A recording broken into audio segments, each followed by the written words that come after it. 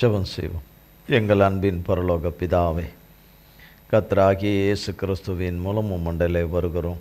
தந்தையே, இந்த நாளை ஓய்வு நாளை எங்களுக்கு ஆயத்தப்படுத்தி எங்களுக்கு கொடுத்திருக்கிறவரே, வழக்கத்தின்படி வருகிற ஓய்வு நாளாய் எண்ணாதபடி தேவன் எங்களுக்கு கிருபையாய் ஏற்படுத்தி கொடுத்திருக்கிற இந்த பரிசுத்த ஓய்வு நாளிலே, இந்த காலவேளை ஆராதனைக்குரியவரும் சர்வ துதி சோத்திரத்துக்கும் நித்திய மகிமைக்கும் கனத்திற்கும் அழியாத நித்திய ஜீவனுடைய வார்த்தையை தருகிறவருடைய சமூகத்திலே தகப்பனே வந்திருக்கிற நம்முடைய பிள்ளைகளுக்கு, லைவில் இணைந்திருக்கிற நம்முடைய பிள்ளைகள் யாவருக்கும் தகப்பனே, இந்த நாளிலே நீர் எங்களுக்கு ஆயத்தம் பண்ணி கொடுத்திருக்கிற உன்னதத்தின் மன்னாவாகிய அழியாத ஜீவ ஆகாரத்தை தந்தையாகிய பரிசுத்த ஆவியானவர் மூலமாய் நீர் தரும்படியாய் ஜெபிக்கிறோம்.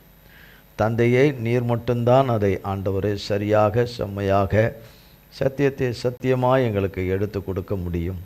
தந்தையாகிய இயேசு கிறிஸ்துவின் நாமத்தினாலே ஆவியானவரை உம்மை பாதம் அணிந்து தகப்பனை அடைக்கிறோம். வாரும் தகப்பனை பொறுப்படுத்திக் கொள்வீராக. மண்ணோட்டை மறைத்துக் கொள்ளும் மாம்சமும் இரத்தமும் வேதத்தில் நீர் கொடாதவைகளும் புறம்பானவைகளும் என்னிலே ஒருபோதும் காணப்படக்கூடாதபடி ஒரு அல்லேலூயா என் தகப்பனாகிய இயேசு கிறிஸ்துவின் நாமத்தின் அக்கினினாலும் இரத்தத்தின் அக்கினினாலும் என்னிலே வேரோடு சுட்டரிக்கப்பட்டு போவதாக.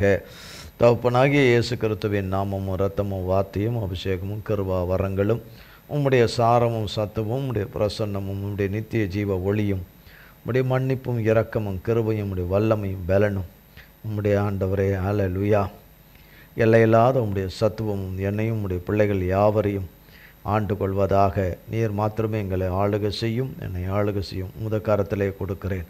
தந்தையாகிய யெகோவா தேவனுடைய நாமமும் கர்த்தராகிய இயேசு கிறிஸ்துவின் நாமமும் பரிசுத்த ஆவியானவருடைய தகப்பனுடைய நாமம் மட்டுமே மகிமைப்படுவதாக. இயேசு கிறிஸ்துவின் மூலம் ஜெபிக்கிறோம் பிதாவே, ஆமென் ஆமென். கர்த்தருடைய நாமத்திற்கு ஸ்தோத்திரம்.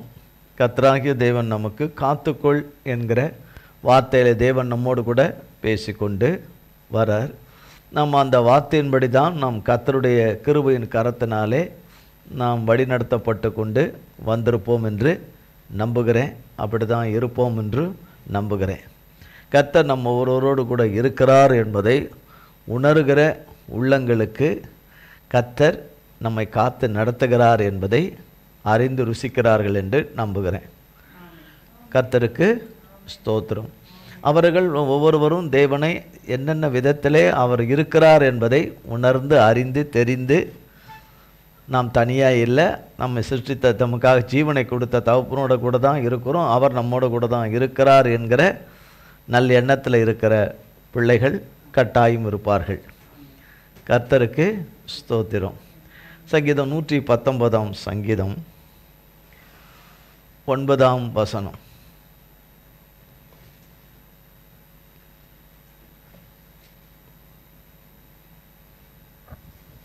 வாலிபன் தன் வழியை எதினால் சுத்தம் பண்ணுவான்? உமது வசனத்தின்படி தன்னை காத்து கொள்ளுகிறதினால் தானே. 11 வசனம். நான் உமக்கு விரோதமாய் பாவம் செய்யாதபடிக்கு உமது வாக்கை என் இருதயத்தில் வைத்தேன். 33 வசனம். கர்த்தாவே, உமது பிரமாணங்களின் வழியை எனக்கு போதியும், முடிவு பரியந்தம் நான் அதை காத்து கொள்ளுவேன். 44 வசனம். நான் எப்பொழுதும் என்றைக்கும் உமது வேதத்தை காத்து கொள்ளுவேன். 67 வசனம். நான் உபத்திரவப்படுவதற்கு முன் வழி தப்பி நடந்தேன், இப்பொழுதோ உம்முடைய வார்த்தையை காத்து நடக்கிறேன். 101 வசனம். உம்முடைய வசனத்தை நான் காத்து நடக்கும்படிக்கு நான் சகல பொல்லாத வழிகளுக்கும் என் கால்களை விலக்குகிறேன். 106 வசனம்.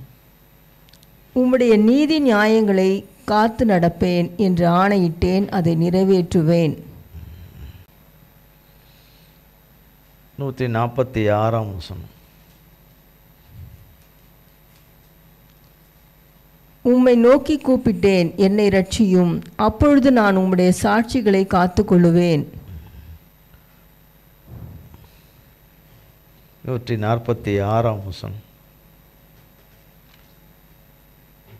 உம்மை நோக்கி கூப்பிட்டேன், என்னை ரட்சியும். அப்பொழுது நான் உம்முடைய சாட்சிகளை காத்து கொள்ளுவேன்.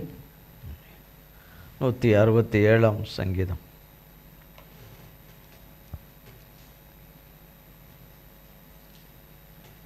நூற்றி 19 சங்கீதத்தில் 167 வசனம்.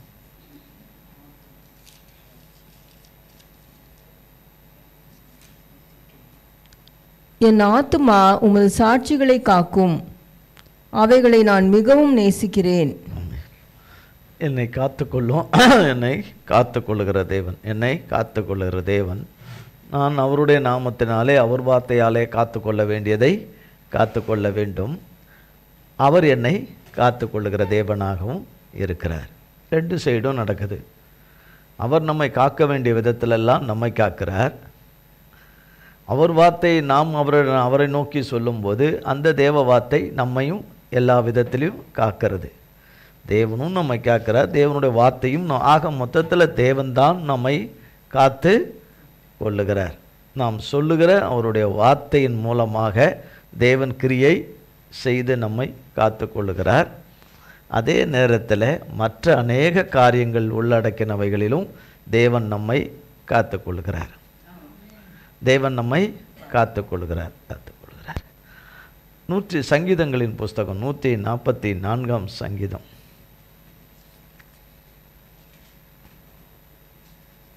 144 சங்கீதம் 8 வசனம். மாயையை பேசும் வாயும் கள்ளத்தனமான வலதுகையையும் உடைய அந்நிய புத்திரரின் கைக்கு என்னை விலக்கி தப்புவியும். மாயை பேசும் வாயும், மாயையை பேசும் வாயையும் கள்ளத்தனமான வலதுகையும் உடைய அந்நிய புத்திரரின் கைக்கு என்னை என்ன செய்யும்? என்னை விலக்கி தப்புவியன்னா, என்னை விலக்கி என்ன செய்யுங்க? என்னை காத்துக்கொள்ளுங்க, என்னை காத்துக்கொள்ளுங்க, என்னை காத்துக்கொள்ளுங்க. 141 சங்கீதம் 3 வசனம். கர்த்தாவே, என் வாய்க்கு காவல் வையும், என் உதடுகளின் வாசலை காத்துக்கொள்ளும். கர்த்தாவே, என் வாய்க்கு என்ன வைங்க? காவலை வைங்க. எந்த நேரத்தில் எப்படி பேசுவேன்னே தெரியாது.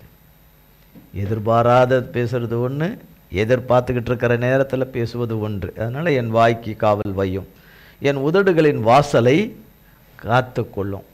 உதடுகளின் வாசல்களை காத்துக்கொள்ளும். சங்கீதம் 120 சங்கீதம் 3 வசனம்.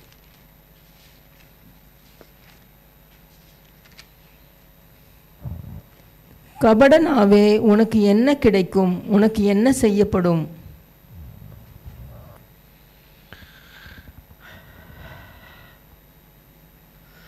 சங்கீதம் 140 சங்கீதம் 1 13 வரை. கர்த்தாவே, பொல்லாத மனுஷனுக்கு என்னை தப்புவியும், கொடுமை உள்ளவனுக்கு என்னை விலக்கி ரட்சியும். அவர்கள் தங்கள் இருதயத்தில் பொல்லாப்புகளை சிந்தித்து யுத்தம் செய்ய நாள்தோறும் கூட்டம் கூடுகிறார்கள். சர்ப்பத்தைப் போல் தங்கள் நாவை கூர்மையாக்குகிறார்கள். அவர்கள் உதடுகளின் கீழ் விரியன் பாம்பின் விஷம் இருக்கிறது. கர்த்தாவே, துன்மார்க்கனுடைய கைகளுக்கு என்னை நீங்களாக்கி கொடியவனுக்கு என்னை விலக்கி ரட்சியும்.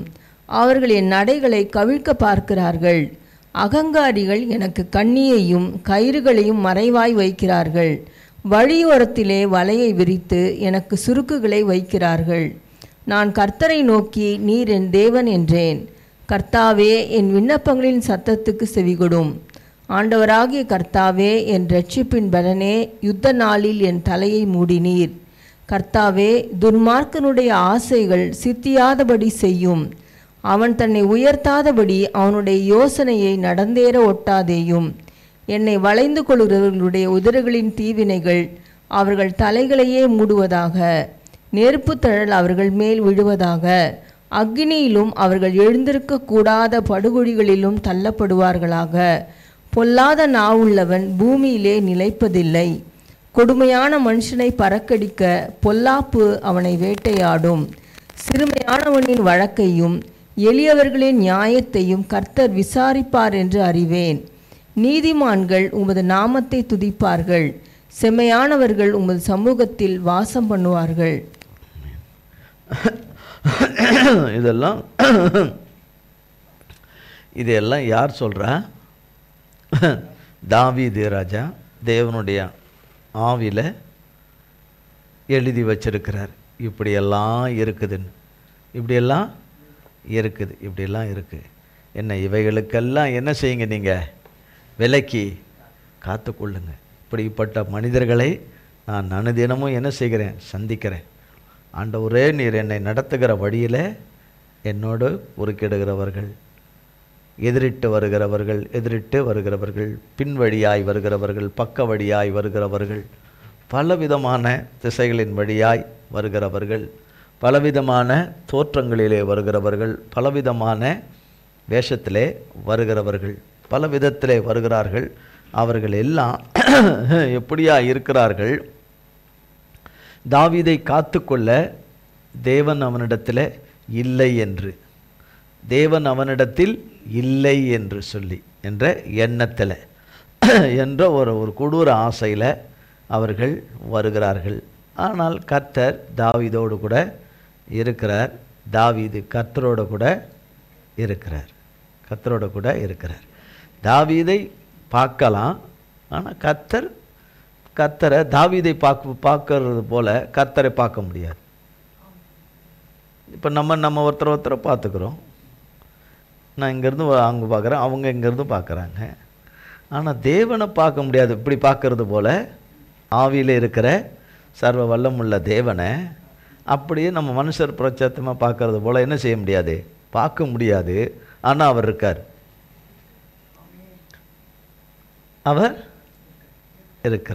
என்ன சொல்லிட்டு சத்துருக்களுடைய விருப்பங்கள் எல்லாம் தேவ பிள்ளைகளுடைய வாழ்க்கையை நிறைவேற்ற வேண்டும் என்று எத்தனம் பண்ணுகிற எத்தனமும் வாய்க்காமலே போகும்போது முதலாவது அறிந்து கொள்வது தேவனுடைய பிள்ளைகளோடு தேவன் இருக்கிறார் என்பதை முதல்ல பார்க்கறதும் அறிந்து கொள்றதும் யார்னா சத்துரு தான். தேவ பிள்ளைகளை பகைக்கிற சத்துருக்கள் தான் யாரை முதலாவது பார்க்கிறார்கள்?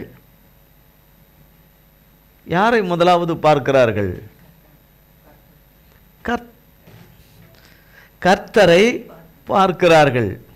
கொடூரமான முறையில் கொடூரமான தாக்குதலை நிறைவேற்ற வேண்டும் என்று இந்த பூமியிலே வாழ்கிற தேவ பிள்ளைகள், ஆண் பிள்ளைகளோ பெண் பிள்ளைகளோ மேலே ஒரு கொடூரமான தாக்குதலோடு கூட வருகிறார்கள் என்று சொன்னால் அது செய்வன, மந்திரம், சூன்யம், என்னென்ன விதத்தில் அவர்கள் பகையாய் பகைத்து பகையாய் பகைத்து விரோதம் பாராட்டி கொண்டு தேவ பிள்ளைகளுடைய அழிவுகளை, நாசம் மோசங்களை, தேவனுடைய பிள்ளைகளுடைய சுகத்தை, ஆரோக்கியத்தை, நீடித்த வாழ்வை விரும்பாதவர்கள். தேவனுடைய பிள்ளைகள் விடுவிக்கப்படக்கூடாது, தேவ பிள்ளைகள் ரட்சிக்கப்படக்கூடாது, தேவ பிள்ளைகள் தேவ ஆசீர்வாதத்தை பெறக்கூடாது, தேவ நன்மையை பெறக்கூடாது, விடுதலையாக்கப்படக்கூடாது, அவர்கள் வாழ்ந்திருக்கக்கூடாது, சுகித்திருக்கக்கூடாது. தேவனாகிய கர்த்தருடைய உயர்ந்த நோக்கத்தின் சித்தங்கள் அவருடைய வாழ்க்கையில், பிள்ளைகளுடைய வாழ்க்கையில் நிறைவேறவே கூடாது. தேவனுடைய வாக்குத்தத்தங்கள் நிறைவேறவே கூடாது.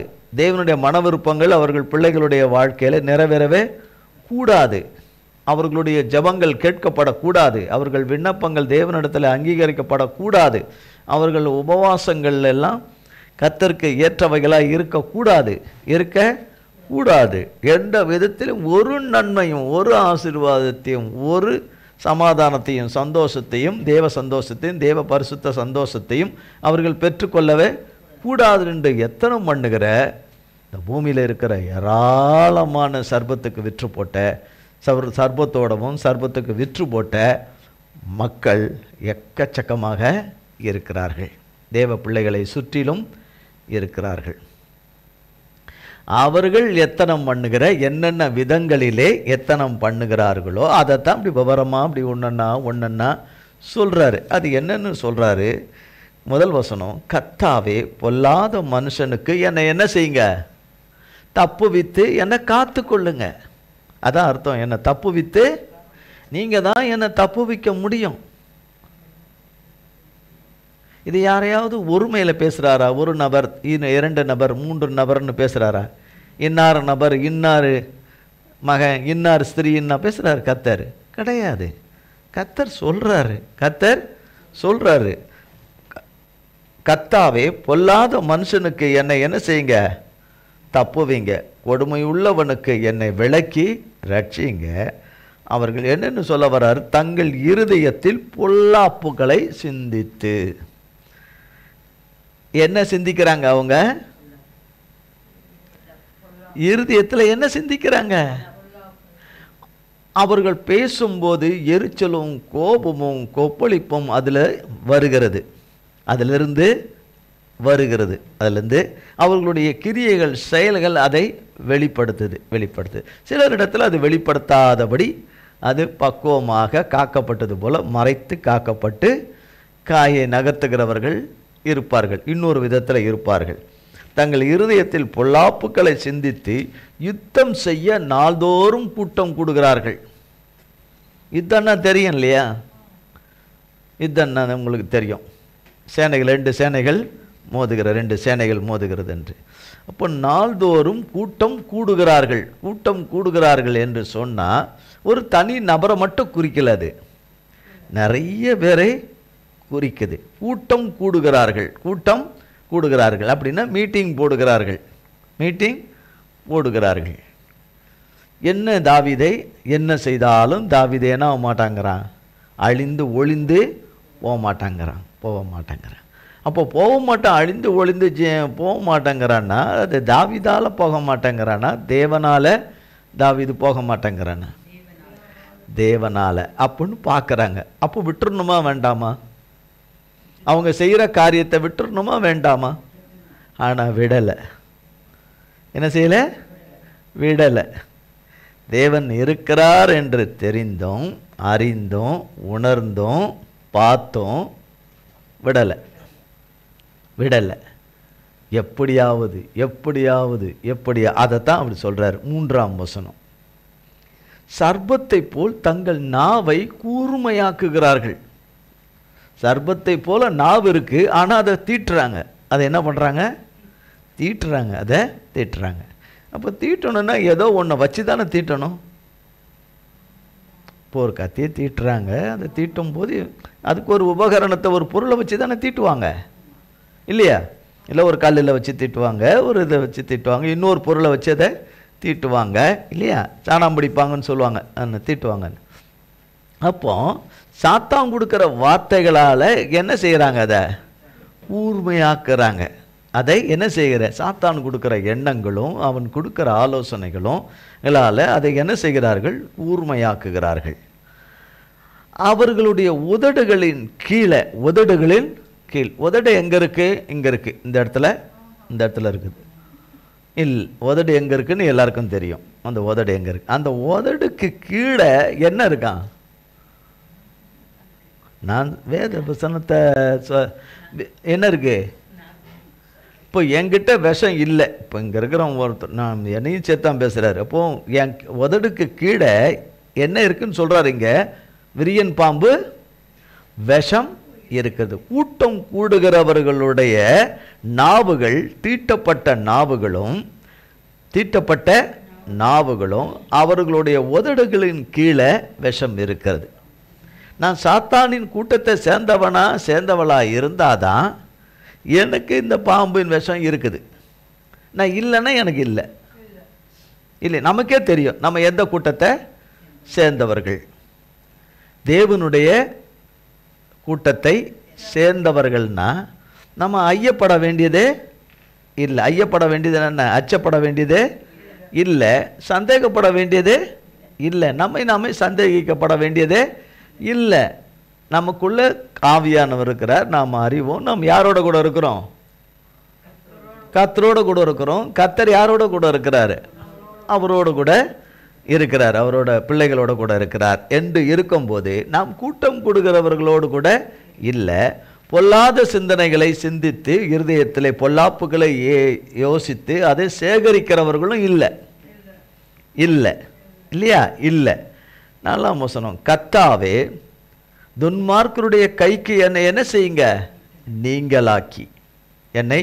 நீங்களாக்கி கொடியவனுக்கு என்னை விலக்கி ரட்சிங்க.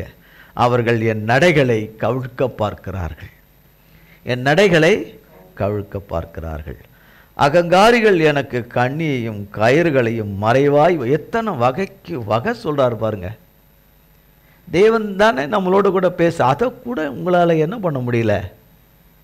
ஒரு வேத வசனத்தில் இருந்து நம்மை தலைப்பு என்ன? காத்துக்கொள். என்னது? காத்துக்கொள். லூக்கா 10:19 வேதத்தில் எழுதி வச்சிருக்கிறாரு இல்லையா? அதை என்ன சொல்லியிருக்கிறாரு? நான் உனக்காக நான் சொல்லிக்கிட்டே இருப்பேன், பரலோகத்தில் இருந்து நீ அமைதியா இரு. சொல்லியிருக்காரா இல்லையா?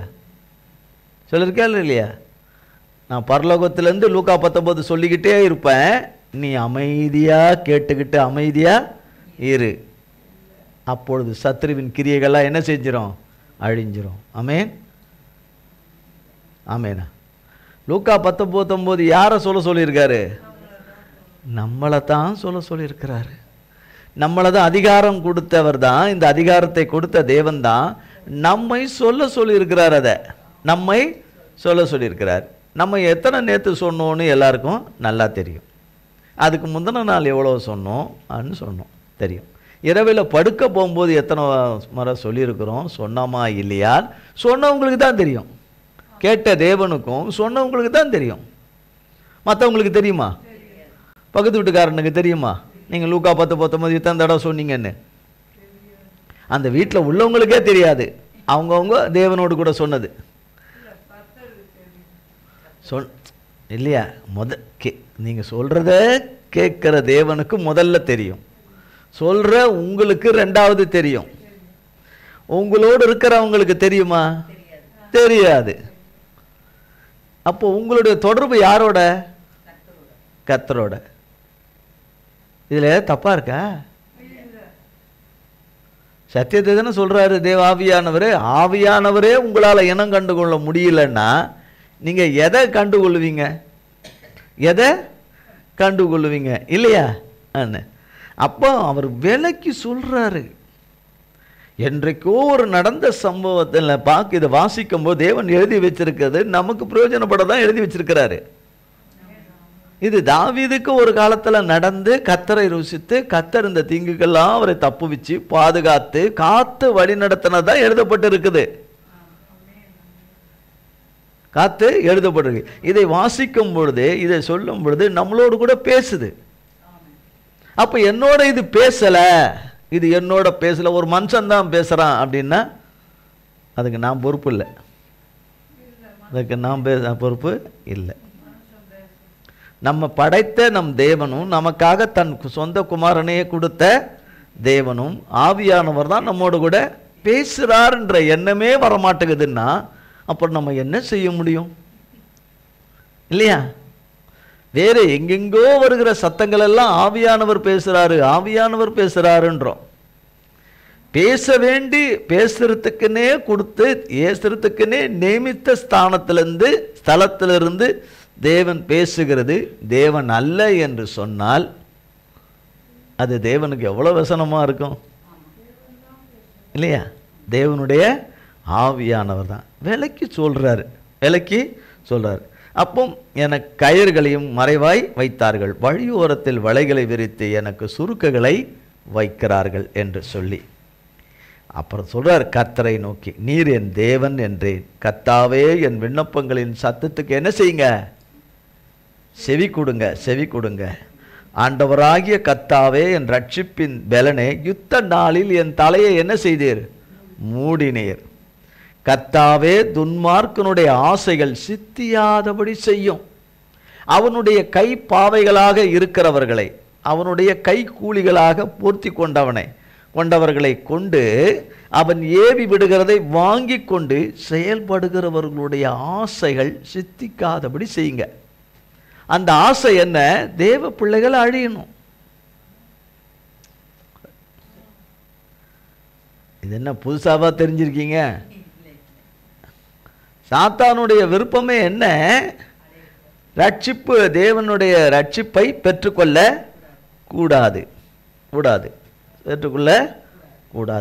உண்மையான ரட்சிப்பு எங்கே உண்டாகிறது? நான் இந்த ஒரு மதத்தில் இருந்தேன், இந்த மார்க்கத்தில் நான் வந்துட்டேன், இந்த மதத்துக்கு, கிறிஸ்து என்கிற தேவனுடைய மதத்துக்கு நான் வந்துட்டேன், அப்படி நான் வந்துட்டேன். விக்கிரக வழிபாடுகளிலிருந்து நான் இதுக்கு வந்துட்டேன், இல்லை வேறு வேறு வழிபாடுகளிலிருந்து நான் ஆண்டவருடைய பிள்ளையா வந்துட்ட உடனே வந்துட்டதுனால நான் ரட்சிக்கப்பட்டேன்னு கிடையாது. உண்மையான கர்த்தர் நம்ம இடத்துல எதிர்பார்க்கிற அந்த மாறுதல், அந்த மாற்றம், கிறிஸ்துவுக்கு ஏற்ற அந்த மாற்றம், அதுதான் உண்மையான ரட்சிப்பு. உண்மை இதுனா இடம் மாற்றம், இந்த இடத்த விட்டு அந்த இடம், இந்த இடத்த விட்டு அந்த இடம்னு மாறின மாதிரி இருக்கும். ஆனால் அங்கே நான் தகப்பனிடத்தில் நான் வந்துட்டேன், என்னை சிருஷ்டித்தவருடைய சமூகத்துக்கு வந்துட்டேன், அவர் பாதத்துக்கு அவரால் சிருஷ்டிக்கப்பட்ட என்னுடைய வழியில் இருந்தேன், இப்போ சிருஷ்டித்தவருடைய பாதத்துக்கு வந்துட்டேன். இப்போ அவர் அதில் இருந்து நம்ம எப்படியெல்லாம் அந்த சர்ப்பத்தின் வழியில் இருந்தோமோ அந்த கிரியைகள் எல்லாம் நம்ம இடத்துல இருக்கக்கூடாதபடி அவர் எல்லாத்தையும் எடுப்பார். அந்த சர்ப்பத்துக்குரிய பொல்லாத குணங்கள், அதனுடைய கிரியைகள், அந்த பாவ கிரியைகள், அந்த விபச்சார கிரியைகள், அந்த வேசித்தன கிரியைகள், பொல்லாப்பு செய்கிற கிரியைகள், இரத்தம் சிந்துபடியான கிரியைகள், பழிவாங்குகிற கிரியைகள், மூர்க்கத்தனமான கிரியைகள், கீழ்ப்படியாமையின் கிரியைகள், எதிர்த்து நிற்கிற கிரியைகள், வணங்கா கழுத்துள்ள கிரியைகள், பெருமைக்கேற்ற கிரியைகள், இவைகளை எல்லாம் வேரோட பிடுங்கிடுவார். வேரோட கர்த்தர் பிடுங்கிடுவார். பிடுங்கி அவருடைய சுபாவத்தினால நிரப்புவார். அதில் நிறையப்பட்டு அதிலே வருவது தான், கர்த்தரோடு கூட வளர்ந்து வருவது தான் கர்த்தருக்கேற்ற மனமாறுதல், கர்த்தருக்கேற்ற மாறுதல், உண்மையான மாறுதல், கர்த்தருக்கேற்ற மனம் திரும்புதலின் கனியை கொடுக்கிற ஒரு ஸ்லாக்கியம். அதுதான் உண்மையான ரட்சிப்பு, அதுதான் உண்மையான ரட்சிப்பு. இதுவும் வருத்தமா? இதுவும் உங்களுக்கு இதுவா தெரியுதா? இதுவும் தேவாவியானவர் பேசலையா? வேற யார் பேசுறா? தேவன் தான் பேசுறார் நம்மோடு கூட. யார் தான் பேசுறாரு? நாம் நன்றாய் இருப்பதற்கு, நாம் ஆத்துமா நன்றாகவும், நமக்கு கொடுக்கப்பட்ட ஆவியும் ஆத்துமாவும் சரீரமும் நம் வாழ்வும் நன்றாய் இருப்பதற்கு தேவன் நம்மோடு கூட பேசுறது. தேவன் நம்மோடு கூட பேசுறது. விரும்பினீங்கன்னா, விரும்பாவிட்டாலும் அவர் தம்முடைய பிள்ளைகளை விரும்புகிறவர். நாம் அவரை விரும்பினாலும் விரும்பாவிட்டாலும் அவர் நமது பேரிலே வைத்திருக்கிற அன்பும் பாசமும் நேசமும் மாறாது, மாறாது. நான் எப்படியாவது உருப்பிட்டுறணும், நான் எப்படியாவது கர்த்தருக்கேற்ற ஒரு நல்ல பாத்திரமாக, தேவனுக்கேற்ற பாத்திரமாக, உயவனாகி அவர் கரத்தினால நான் வணையப்பட்டுறணும், நான் அவருக்காக பயன்பட்டுறணும், அவருக்காக நாம் பயன்படணும். ஒரு ஆமென் சொல்லுங்களேன்.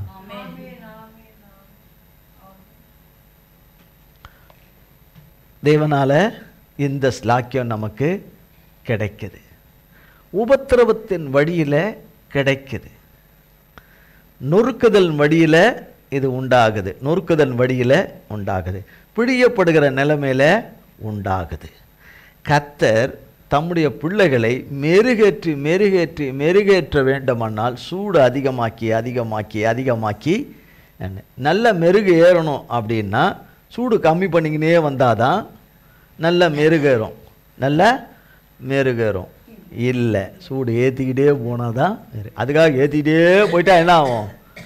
என்ன நோக்கமோ அது நிறைவேறாமல் போயிடும். அதுக்கு ஒரு ஸ்டேஜ் இருக்குது. அதோட என்ன செய்வார்? பொன்னாய் விளங்கும் போது கர்த்தர் யார் என்பது தெரிய வரும். அப்போ சத்துருக்கள் செய்கிற ஒவ்வொரு காரியமும் தேவ பிள்ளைகளிலே நிறைவேற வேண்டும் என்று விரும்புகிற காரியங்கள், அது நிறைவேறாமலே அனுதினமும் போவது கர்த்தரால தான்.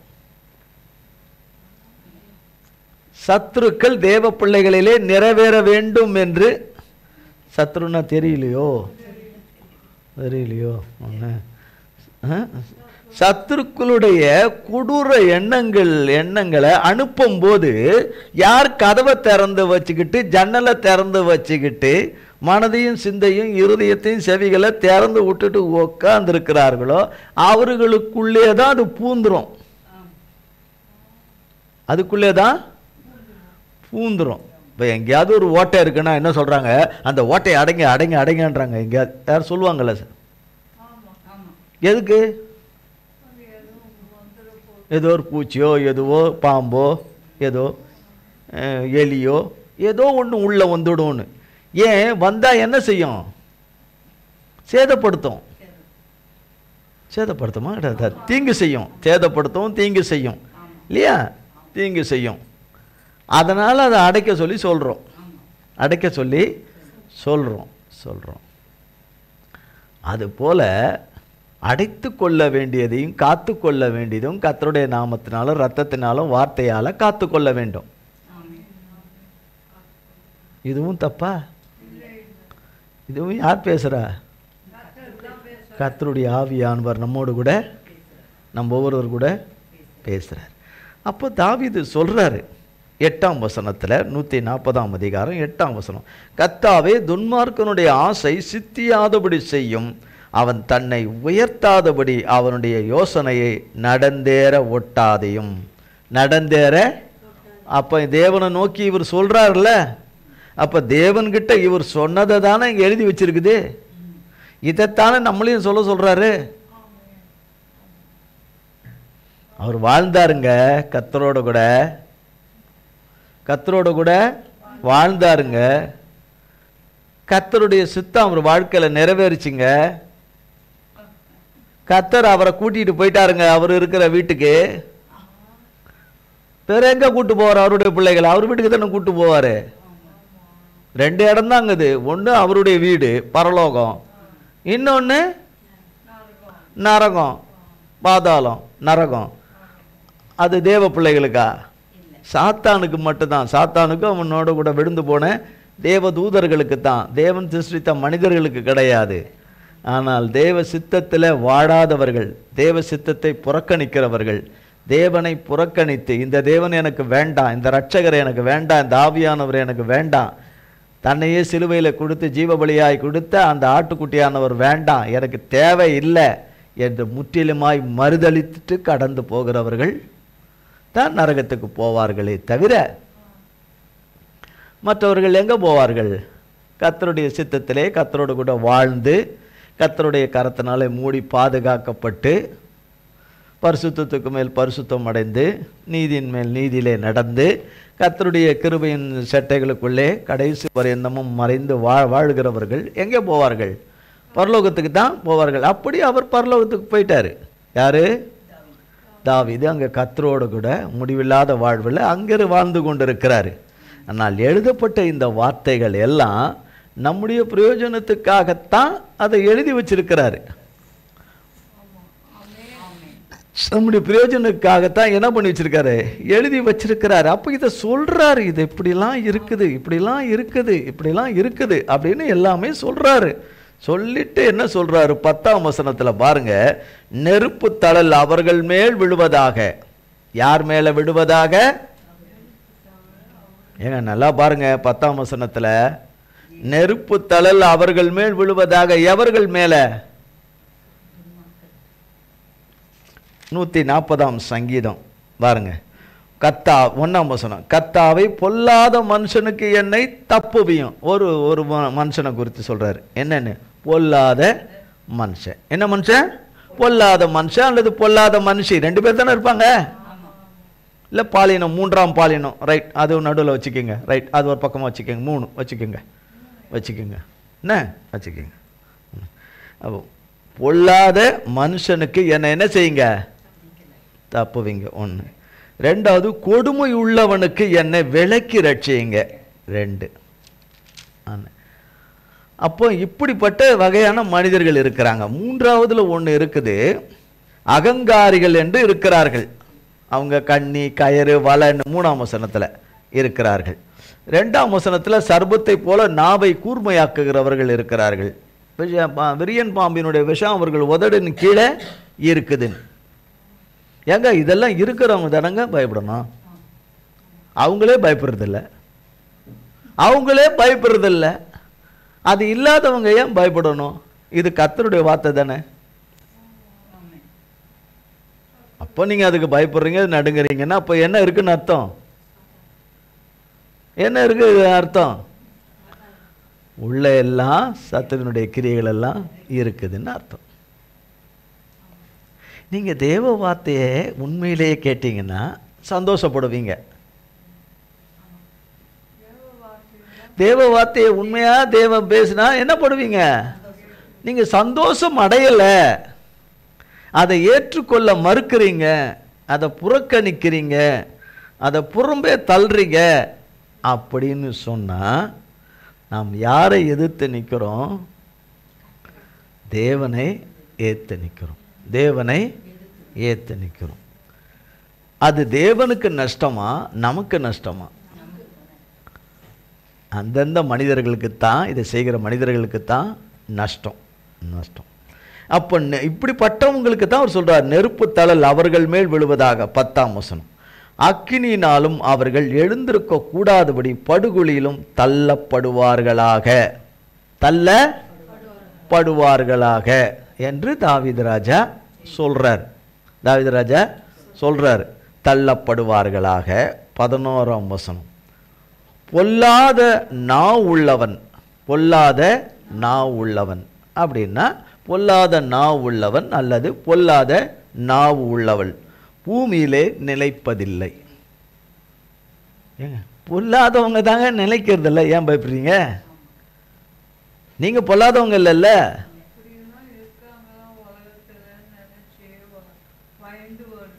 வாய் பேசும்போது நம்ம தெரிஞ்சுக்கலாம். வாய் பேசும்போது நம்ம ஏடா கூடமா நம்ம பேசும்போது தெரிஞ்சுக்கலாம் நம்ம எந்த வாயோட எந்த நாவோட கை கோத்துருக்கோம். அப்போ நீங்கள் இப்படிலாம் இருக்கிறீங்களான்னு நம்ம எப்படி? நம்ம என்ன பூமியில் என்ன பார்க்கலையாட்டேன் ஓத்திரியாம்? நம்ம புதுசாக நம்ம யாரும் பார்க்கல கொள்ளலை, எங்கே எப்படியா இதில் போட்டிருக்கு அப்படியா போட்டிருக்கு இப்படிலாம் இருக்கிறாங்களான்னு. இதுதான் நம்ம அனுதின வாழ்க்கையில் மனிதர்கள் தேவ பிள்ளைகள் பார்ப்பாங்களே. பொல்லாத நாவு உள்ளவன் பூமியிலே நிலைப்பதில்லை, கொடுமையான மனுஷனை பற்கடிப்பு, பொல்லாப்பு அவனை வேட்டையாடும். அவன் என்ன நினைவோட என்ன எண்ணத்தோட அவன் அநேக வருஷங்களாய் தேவ பிள்ளைகளுடைய அழிவை சாவை விரும்பினாலோ அதுவே அவர்களுக்கு வரும், அதுவே அவர்களுக்கு வரும். 12ஆம் வசனம், சிறுமையானவனின் வழக்கையும் எளியவர்களின் நியாயத்தையும் கர்த்தர் விசாரிப்பார் என்று அறிவேன். அது சொல்றாரு, சிறுமையானவர்களின் வழக்கையும் எளியவர்களுடைய நியாயத்தையும் கர்த்தர்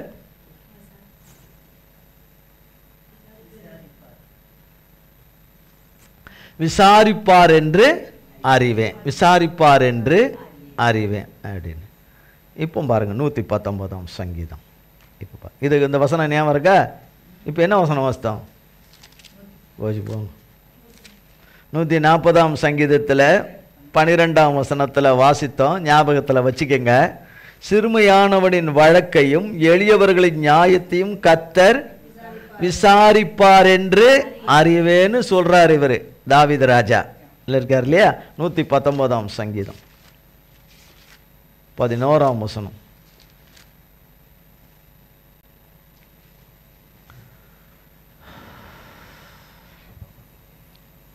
நான் உமக்கு விரோதமாய் பாவம் செய்யாதபடிக்கு உமது வாக்கை என் இருதயத்தில் வைத்து வைத்தேன். இப்போ அங்க ஒரு வார்த்தை சொல்லியிருக்கிறார். என்னன்னு சொன்னாரு? அங்க 140ஆம் சங்கீதத்தில் ஒரு வார்த்தை சொன்னாரு. என்னன்னு? சிறுமை. 12ஆம் வசனத்தில் சிறுமையானவர்களின் வழக்கையும் எளியவர்களின் நியாயத்தையும் கர்த்தர் விசாரிப்பார் என்று அறிவேன் சொன்னதை அவர் இருதயத்தில் வச்சிருக்கிறாரு. யார் இருதயத்தில் வச்சிருக்கிறாரு? தாவீது அவருடைய இருதயத்தில்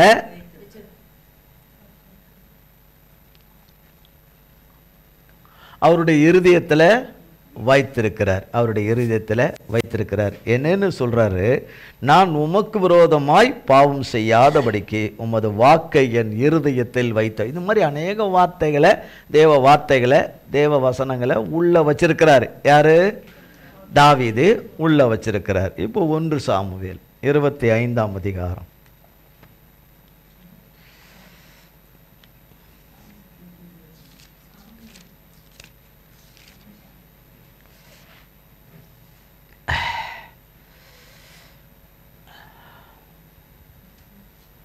எழுதாச்சா?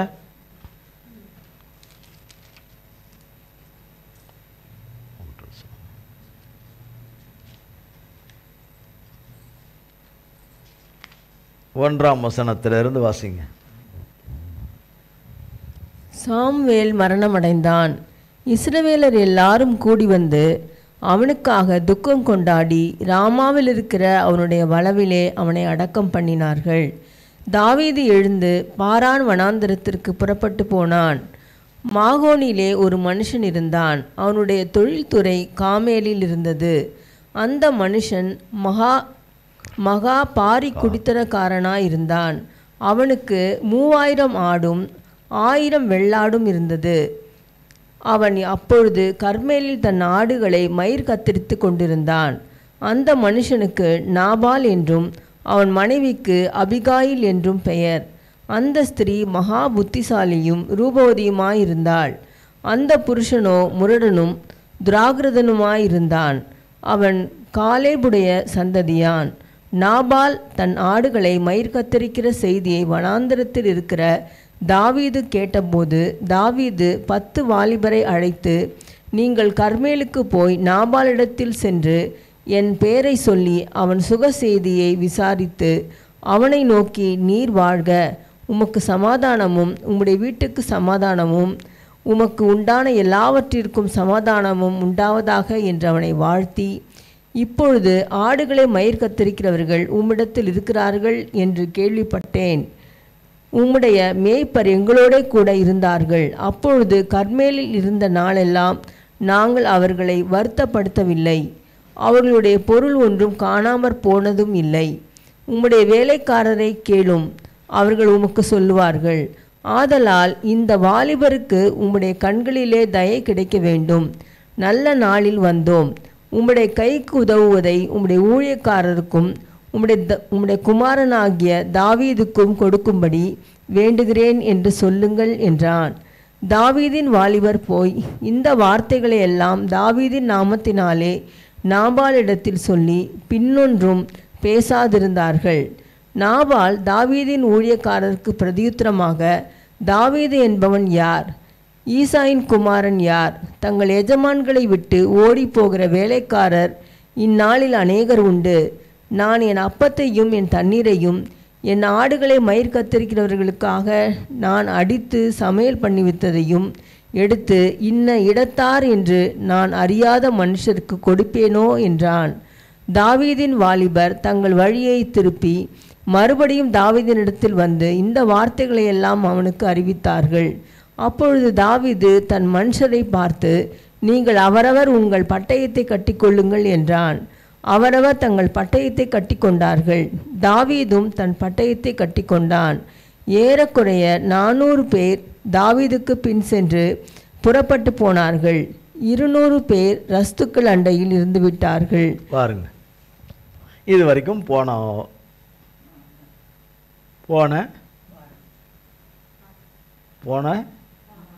ஞாயிற்றுக்கிழமை பார்த்தோம். காலையில் ஆராதனையில் பார்த்தோம். இல்லை பார்த்தோமா இல்லையா? அது கூட பார்த்தோம். என்ன சொல்லிட்டு எல்லாம் இவர் இந்த காரியங்கள் எல்லாம் உங்களுக்கு நல்ல ஞாபகத்தில் இருக்கும் நான் நம்புகிறேன். இதில் இந்த மனுஷன் பேசுறது கொள்றதெல்லாம் இப்போ நம்ம 140ஆம் சங்கீதத்தில் வாசித்தபடி இருக்கா இல்லையா? பொல்லாத இருதயம், பொல்லாத நாவு, பொல்லாத சிந்தனை, பொல்லாத எண்ணம், ஊர்மையாக்கப்பட்ட நாவு. பேசும்போது கேட்க மாட்டீங்களா? கூர்மையாக்குறது. அவன் உதடின் கீழே என்ன இருக்குது? அவன் உதடின் கீழே என்ன இருக்குது? விரியன், பாம்பு, விஷம். பாம்பு விஷம் ஒரு மேட்ரை ஒன்றும் கிடையாது. ஒரு அல்வா மாதிரி தான், அவன் சின்ன ஒரு ஸ்வீட்டு சாப்பிட்ற மாதிரி தான். அது ஒன்றும் பண்ணாது, அது ஒன்றும் பண்ணாது. நோயை குணமாக்கிறோம், ஒன்றும் பண்ணாது, ஒன்றும் பண்ணாது. விரியன் பாம்பு விஷம். அப்போ எல்லா வகையான சாத்தான் குணம் அத்தனையும் நிறைஞ்சவனாக இருக்கிறான் இந்த நாபால், கர்மேல் ஊரானாகிய இந்த நாபால். ஆனால் அவனிடத்துக்கு தாவீது தன்னுடைய 10 வாலிபரை அனுப்புகிறார். உமக்கு சமாதானம், உம்முடைய வீட்டுக்கு சமாதானம், உமக்கு உண்டான எல்லாவற்றுக்கும் சமாதானம். 3 சமாதானத்தை சொல்கிறார். சமாதானம் சமாதானம் சமாதானம் சொல்லிட்டு நல்ல நாளிலே வந்தோம் என்று சொல்லுங்க. நல்ல நாளிலே வந்தோம்.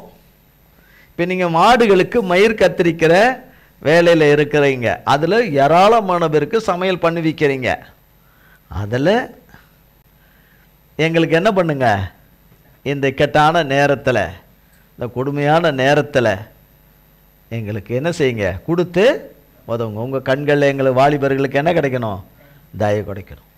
உங்களுக்கு கத்தரால் உங்களுக்கு நாங்கள் நன்மை செய்தோம், கத்தரை கொண்டு உங்களுக்கு நன்மை செய்தோம்.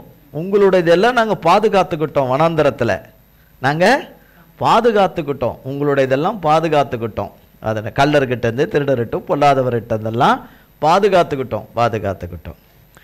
அதனெல்லாம் சொல்லி இல்லைதான் எல்லாம் கேட்குறார். ஒரு இதுக்காக ரொம்ப தயவாக பணிவாக தன்னுடைய சேவகர்களை 10 பேரை அமுச்சு வச்சு, வாலிபர்களை அமுச்சு வச்சு, எல்லாமே நல்ல முறையில் தான் எவ்வளோ பணிவாக கேட்க முடியுமோ, எவ்வளோ மரியாதை கொடுக்கணுமோ, எவ்வளோ கனம் கொடுக்கணுமோ எல்லாமே கொடுத்து பேசினாலும் அவன் வாயை திறந்து பேசுகிற வார்த்தைகள் எல்லாமே தாவீதை நன்றாக தெரிந்து வைத்து கொண்டு தான் அவன் யார், எனக்கு எவன் தெரியும், எங்கிருந்து வந்தானோ, யாரை விட்டு ஓடி வந்தானோ, எங்கேருந்து வந்தானோ போனானோ எவனே தெரியாதுன்றவன், தெரியாதவனுக்கு மற்ற தாவீதினுடைய விவகாரங்கள் எல்லாம் பேச மாட்டாங்க.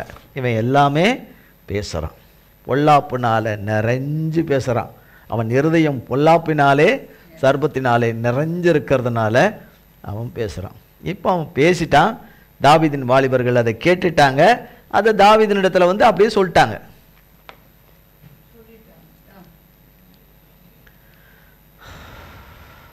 தாவீதினிடத்தில் வந்து சொல்லிட்டாங்க. இப்போ பட்டயத்தை கட்டிக்கிட்டாங்க. 600 பேர் பட்டயத்தினால யுத்தம் பண்ணுறவங்க. தாவீது போவ 600 பேர் பட்டயத்தை எடுத்து என்ன பண்ணுறவங்க, யுத்தம் பண்ணுறவங்க. அதில் 400 தாவீது ஒருத்தர், 401 பேர் புறப்படுறாங்க. எங்கே, நாபாலை நோக்கி புறப்படுறாங்க.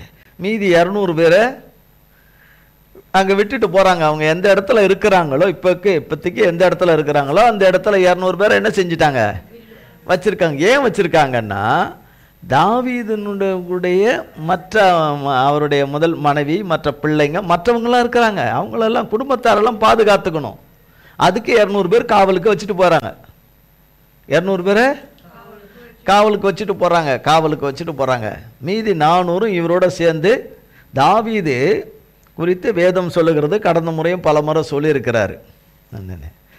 தாவீது 10,000 பேருக்கு சமானம் என்று, 16,000 பேருக்கு சமானம் என்று, கர்த்தருடைய பலத்தினாலே அவர் 10,000 பேருக்கு சமானமானவர் தாவீது என்று. மனுஷ ரீதியாக பார்த்தா இங்கே ஒரு 401 படம். ஆனால் தாவீதோடு கூட யார் வர்றா கூட, கர்த்தராகிய தேவன், சேனைகளின் தேவனாகிய கர்த்தர் தாவீதோடு கூட யுத்த சன்னதரர் கூட இருக்கிறார். அது நாபாலுக்கு தெரியாது. ஆனால் நாபாலுக்கு தெரியல. ஏன்னா அவனோட இருக்கிற சாத்தான் அதை தெரிய விட மாட்டான், கேட்கவும் விட மாட்டான், கேட்க விடவே மாட்டான், உள்ள வரவிடவே மாட்டான், வார்த்தையை வரவிடவே மாட்டான். இங்கே பாருங்க,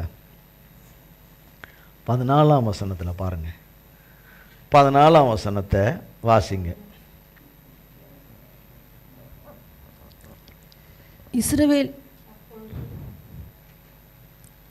அப்பொழுது வேலைக்காரரில் ஒருவன் நாபாலுடைய மனைவியாகிய அபிகாயிலை நோக்கி, இதோ நம்முடைய எஜமானுடைய சுக செய்தி விசாரிக்க தாவீது வனாந்தரத்திலிருந்து ஆட்களை அனுப்பினான். அவர்கள் பேரில் அவர் சீறினார். அந்த மனுஷரோ எங்களுக்கு மிகவும் உபகாரிகளாயிருந்தார்கள். அவர்கள் வெளிகளில் இருக்கும்போது அவர்கள் எங்களிடத்தில் நடமாடின நாளெல்லாம் அவர்கள் எங்களை வருத்தப்படுத்தினதும் இல்லை. நமது பொருள்களில் ஒன்றும் காணாமற் போனதும் இல்லை. நாங்கள் ஆடுகளை மேய்த்து அவர்களிடத்தில் இருந்த நாளெல்லாம் அவர்கள் இரவும் பகலும் எங்களை சுற்றிலும் மதிலாயிருந்தார்கள். இப்போதும் நீர் செய்ய வேண்டியதை கவனித்து பாரும். நம்முடைய எஜமான் மேலும் அவருடைய வீட்டார் யாவர் மேலும் நிச்சயமாய் ஒரு பொல்லாப்பு வருகிறதா இருக்கிறது. இவரோ ஒருவரும் தம்மோடே பேசக்கூடாதபடிக்கு பேலியாளின் மகனாய் இருக்கிறார் என்றான். கவனிங்க. அப்பொழுது வேலைக்காரரில் ஒருத்தன் பேசுகிறான். இப்போ யார் பேசுகிறா? வேலைக்காரரில் 140ஆம் சங்கீதத்தில் பார்த்தோம். சிறுமையானவர்களின் வழக்கை கர்த்தர் விசாரிப்பார் என்று அறிவேன். அவர் வழக்கை சும்மா அப்படி விட்டுக்கிட்டே தான் வர்ற மாதிரி இருக்கும். சரியான டைமில் பிடிச்சிருவார். பிடிச்சி அவர் இழுத்தார்னா மனிதனுடைய நிலைமை என்ன வருது? அவர் விசாரிக்கிறது. அவர் எந்த இடத்துல யாரை பேச வேண்டும், யாரை கொண்டு எதை செய்ய வேண்டும்லாம் அவருக்கு யாரும் சொல்ல வேண்டியதே இல்லை. அவர் சொல்ல வேண்டியதே இல்லை. இதை செய்யணும், அதை செய்யணும், அதை செய்யலாம், அது செய்யலாம். அவருக்கு தெரியும் எது செய்யணும்னு. எது அவரை நம்பி இருக்கிறவங்களுக்கு எதை செய்யணும்னு கரெக்டாக ஒருத்தனை எழுப்புறாரு. அங்கே ஒருத்தன் பேசுகிறாங்க. அவங்க இதில் வேலைக்காரில் ஒருத்தன் பேசுகிறாங்க. என்ன மாதிரி பேசுகிறாரு பாருங்க அந்த மனுஷரோ. அப்பொழுது வேலைக்காரரில் ஒருவன் நாபாலுடைய மனைவியாகிய அபிகாயிலை நோக்கி, இதோ நம்முடைய எஜமானுடைய சுக செய்தியை விசாரிக்க தாவீது வனாந்தரத்திலிருந்து. அப்போ நாபாலுடைய வேலைக்காரர்களுக்கு எல்லாம் யாரை தெரியும்? தாவீதை தெரியும். நாபால் திருமணம் செய்திருந்த அவன் மனைவியாகிய அபிகாயிலுக்கும் யாரை நன்றாக தெரியும்? தாவீதை மிக நன்றாக தெரியும். தேசத்தில் நடக்கிற காரியங்கள், சம்பவங்கள் அதுவும் தெரியும். அதுவும் அவர்களுக்கு தெரியும், எல்லாம் தெரியும். இதில் இந்த வேலைக்காரருக்கு தெரிஞ்சது இன்னொன்று என்னன்னா, தாவீதின் மூலமாக செய்த நன்மைகள். தாவீதின் மூலமாக நாபாலுக்கு செய்த நன்மைகள், தகுதியற்றவனுக்கு செய்த நன்மைகள். அந்த நன்மைகள் என்ன என்றுதான் அவர் சொல்றாரு. அப்பொழுது வேலைக்காரில் ஒருவனாகிய நாபாலுடைய மனைவியாகிய அபிகாயிலை நோக்கி, இதோ நம்முடைய எஜமானுடைய சுக செய்தியை விசாரிக்க தாவீது வனாந்தரத்திலிருந்து ஆட்களை அனுப்பினான். அவர்கள் பேரில் அவர் சீறினார். அவர்கள் பேரில் என்ன செய்தார்? அவர் சீறினார். சீறினா எரிஞ்சு விழுறது, எரிஞ்சு விழுறது, சீறினார். 15 அந்த மனுஷரோ எங்களுக்கு மிகவும் உபகாரிகளாக இருந்தார்கள். நாங்கள் வெளியில் இருக்கும்போது அவர்கள் எங்களிடத்தில் நடமாடின நாளெல்லாம் அவர்கள் எங்களை வருத்தப்படுத்தினதும் இல்லை. நமது பொருட்களில் ஒன்றும் காணாமற் போனதும் இல்லை. நாங்கள் ஆடுகளை மேய்த்து அவர்களிடத்தில் இருந்த நாளெல்லாம் அவர்கள் இரவும் பகலும் எங்களை சுற்றி மதிலாக இருந்தார்கள். மதில்னா என்ன தெரியும்ல? Compound wall. அப்படி ஒரு மதில் சுவரை போல எங்களுக்கு பாதுகாத்தாங்க. நம்முடைய ஆடு மாடுகளை, நம்மளுடைய சொத்துக்களை, நம்மளுடைய வெல்த், அதான் ஐஸ்வர்யம். அந்த காலத்துலலாம் ஆடு மாடு ஒட்டகம் கோவேறு கழுதை இதெல்லாம் பெரிய ஐஸ்வர்யம். அதெல்லாம் அவங்க வேலி அடித்து பாதுகாத்தாங்க. அவங்களுக்கு சாப்பாடு கொடுக்கணும்னு அனுப்புறது சரியா சரியில்லையா? அதை விட அதிகமாக செய்யணும். தாவீது கேட்டதை விட அதிகமாக செய்யணும். அப்போ சொல்றாரு. அப்போ சொல்றாரு அவரை சுற்றிலும் இருந்தார்கள். இப்பொழுதும் நீர் செய்ய வேண்டியதை கவனித்து பாரும். இப்போ யாருக்கு சொல்றான் அந்த வேலைக்காரன்? நாபாலுடைய மனைவியை பார்த்து சொல்றான். எஜமானியை பார்த்து சொல்றான், நீர் செய்ய வேண்டியதை கவனித்து பாரு. நீங்க செய்யணும். யார்? எஜமானிய. நீங்க செய்ய வேண்டிய கவனித்து பாரும். நம்முடைய எஜமான் மேலும் அவருடைய வீட்டார் யாவர் மேலும். அப்படின்னா நாபாலுக்கு நாபாலுடைய குடும்பத்தார், அவனுக்கு கூட பிறந்தவங்க யாரு, அவன் குடும்பம், அவன் சொந்தம் பந்தம் யாரெல்லாம் அங்கே இருக்காங்களோ ஒருத்தர் கூட உயிரோடு இருக்க முடியாதுன்றான். ஒருத்தர் கூட இப்போ உயிரோடு இருக்க முடியாது. இப்போ தாவீது வரப்போறாப்புல. ஒருத்தரை என்ன பண்ண முடியாது, உயிரோடு கூட இருக்க முடியாது. அதனால பொல்லாப்பு வருது. என்ன வருது? பொல்லாப்பு வருது. எப்படியே ஒரு கை இதில் இருக்கட்டும். எதில்? 1 சாமுவேல் 25ஆம் அதிகாரம் அதில் இருக்கட்டும். அதே 140ஆம் சங்கீதத்தில் பாருங்க.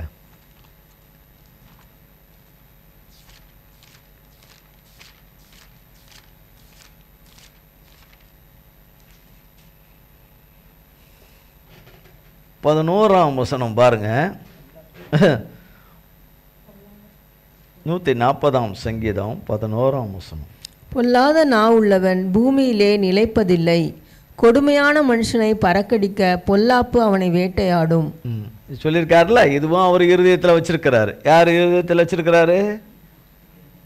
தாவீது இருதயத்தில் வச்சிருக்கிறார். தாவீது இருதயத்தில் பொல்லாத நாவு உள்ளவன் பூமியில, அது ஆணோ பெண்ணோ, நிலைப்பது இல்லை.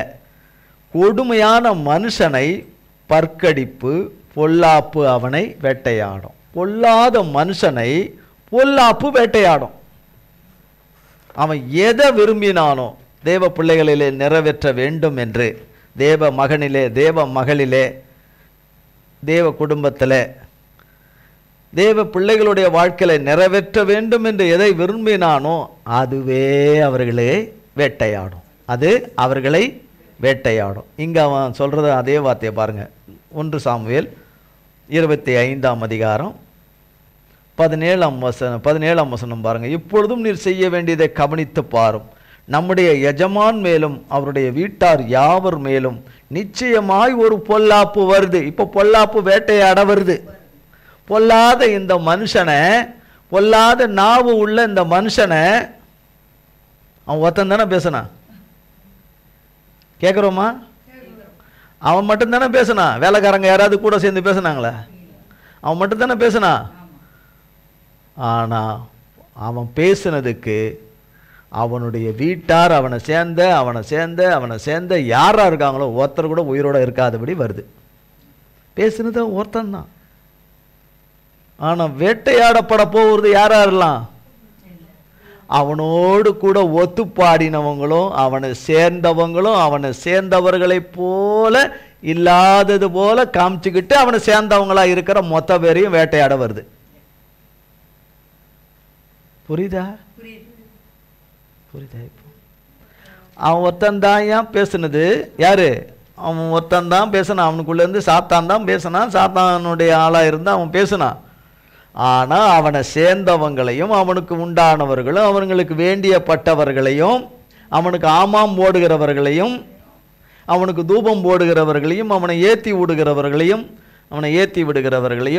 அவனோடு கூட சேர்ந்தவர்கள் என்று காமிக்காதபடி அவனோடு கூட சேர்ந்தவர்களாக இருக்கிறவர்களையும் வேட்டையாட வருது. இப்போ அதான் கர்த்தர் எளிமையானவன் சிறுமியானுடைய வழக்கை விசாரிப்பார் என்று அறிவேன். அவர் வழக்கை விசாரிப்பார் என்று அறிவேன்னார் தாவீது. புரியுதுங்களாங்க? எப்படி தெரியுமா இருக்கணும்? என்னதான் அது எல்லா கஷ்டத்திலும் இருக்கிறோம், பலவிதமான கஷ்டங்கள் இருக்கும். அப்படி உண்மையிலே தேவனுடைய ஆவிக்குள்ள துள்ளிடுவோம். இந்த வார்த்தைகளால தேவனுடைய ஆவினாலே உயிர்ப்பிக்கப்பட்டு அக்கினியா துள்ளிடுவோம். அப்படி துள்ளாம நம்ம கிடக்கிறதுக்கு காரணம் என்ன? காரணம் என்ன? ஆண்டவருக்கு தான் தெரியும். ஆண்டவருக்கு தான் தெரியும். 18ஆம் வசனம் பாருங்க.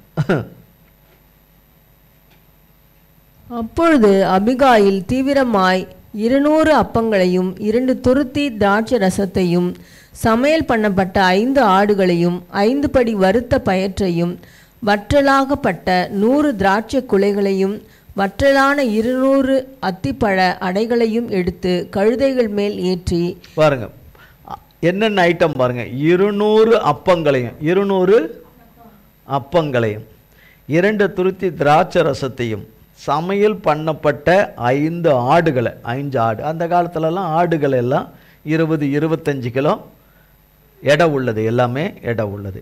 அப்போ பார்த்தீங்கன்னா கிட்டத்தட்ட ஒரு 100 கிலோவுக்கு மேலான கறியை சமைச்சு 100 கிலோவுக்கு மேலான கறிகளையும் 5 வறுத்த பயிற்றையும் வற்றலாக்கப்பட்ட 100 திராட்சை கொலையையும் 100 திராட்சை கொலைகளையும் வற்றதாக இருந்த 200 அத்திப்பழ அடைகளையும் இவைகளெல்லாம் எடுத்துக்கிட்டு கழுதையின் மேலே இவ்வளோ ஐட்டத்தை ஏற்றுறாங்க. அந்த காலத்தில் லாரியில் வேனில் ஏற்றுறது போல் இதில் ஏற்றுறாங்க. இதில் அந்த காலத்தில் கழுதை மேலே தான் ஏற்றினோம். அன்றைக்கி ஏது வேனு காரு இதெல்லாம் கிடையாது, ஒன்றுமே கிடையாது, அந்த காலத்தில் கிடையாது. அதை மேலே ஏற்றுறாங்க. அதன் மேலே அப்போ நிறைய பேர் வேலை செய்யணும் இல்லை, அதுக்கு நிறைய பேர் வேலை செஞ்சு குயிக்காக வரணும். கட கட கட கட கட கட கடன்னு ஏற்றணும். இல்லை டைம் வேஸ்ட் ஆகக்கூடாது. டைம் டிலே டைம் லேட்டாக யார் வந்துடுவா? யார் வந்துடுவா? தாவீதும் அவனோடு கூட சேனைகளும் வந்துடுவாங்க. வந்துட்டா அங்கே பேசுறதுக்கு எந்த வாய்ப்பும் கிடையாது. பேசுறதுக்கு எந்த வாய்ப்புமே கிடையாது. ஒன்னே ஒன்று தான் பேசும். அந்த நாக்கு நீண்டு வந்ததுக்கு ஒன்னே ஒன்று தான் பேசும். என்னது இது? பட்டயம் தான். அது மட்டும் கரெக்டாக தெரியுது, கரெக்டாக தெரியுது. பட்டயம்தான் பேசும். என்ன தான் பட்டயம்? என்ன பேசிகிட்டு இருக்கோம்? உட்காந்து கதை பேசிட்டா இருக்கும்.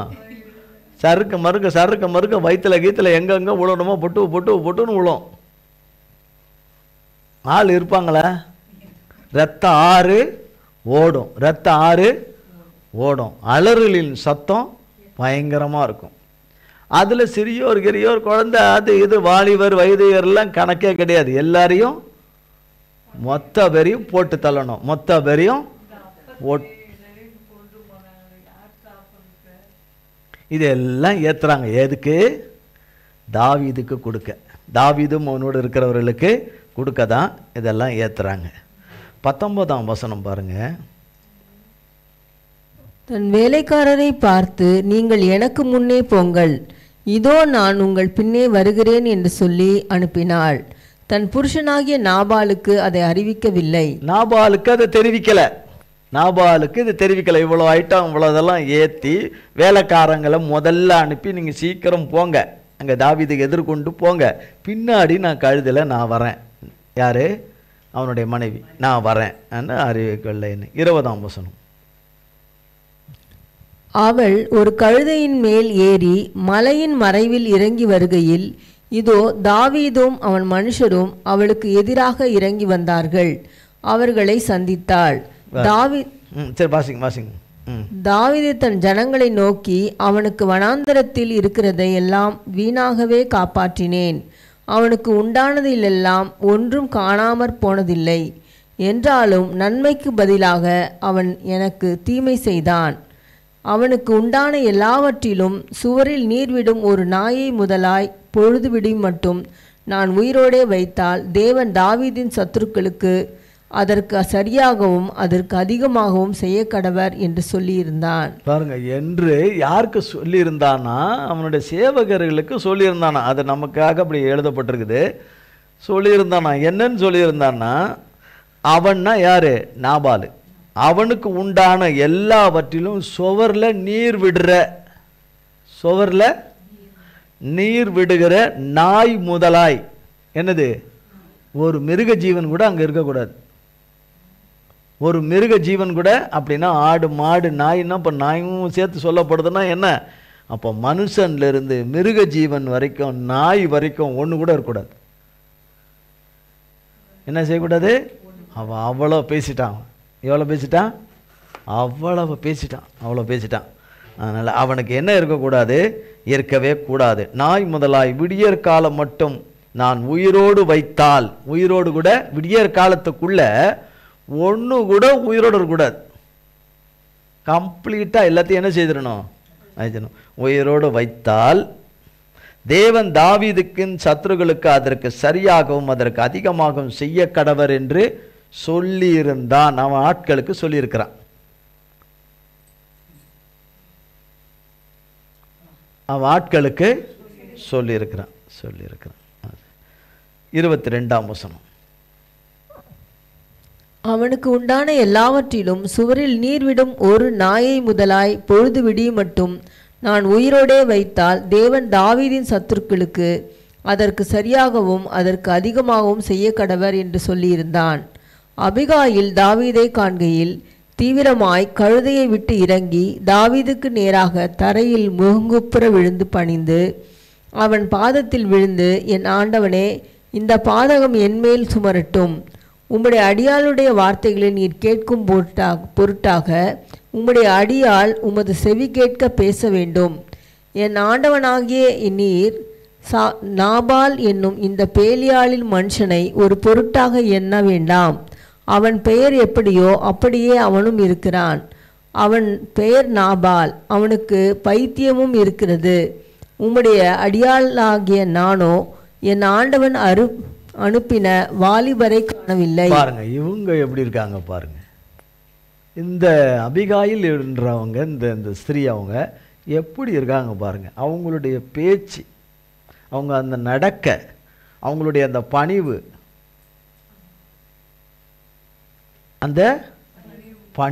அந்த பணிவு ஒரு பெரிய வசதியான ஒரு எஜமானி, எஜமானுடைய மனைவி எஜமானியாக இருக்கிறாங்க. ஆணவம், கர்வம், பெருமை, எல்லாம் அகம்பாவம் எல்லாமே இருக்கணும்ல.